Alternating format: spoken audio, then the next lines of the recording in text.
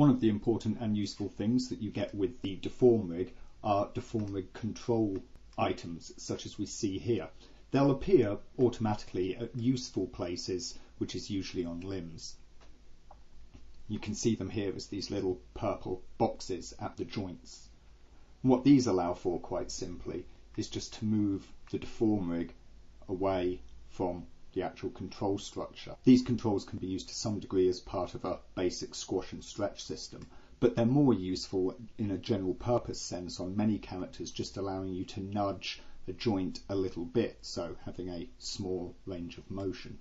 This is good for situations such as on the shoulder here, when perhaps you've got, the arm right up, going behind the head or something. It allows you to just sort of nudge the shoulder out a touch to create a little bit more space. Basically, these little things help out with silhouette correction, rather than having to fight the main controls on the rig to try and get something just so.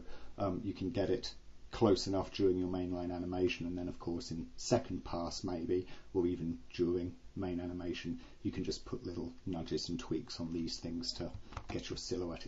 What you'll also find is that on joints where you've added spacers, then you've got the 1 and 2 deform controllers available, one on either side of the space joint, that allow you again just to nudge things up and down.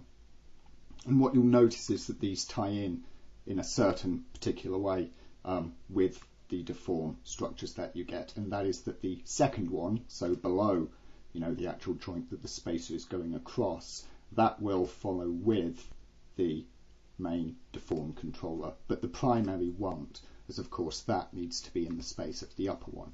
So when you are using rigs on characters that have spacers at joints, and you were wanting to create again the silhouette corrections, you still can. You just select the first def item and the main def box control there, and you can nudge them around like that, while still of course retaining shape control in this way to be able to nudge the joints just so.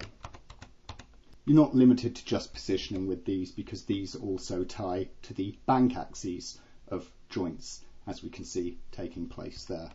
And so in this fashion you're able to get little tweaks to the amount of roll that exist at a given joint position.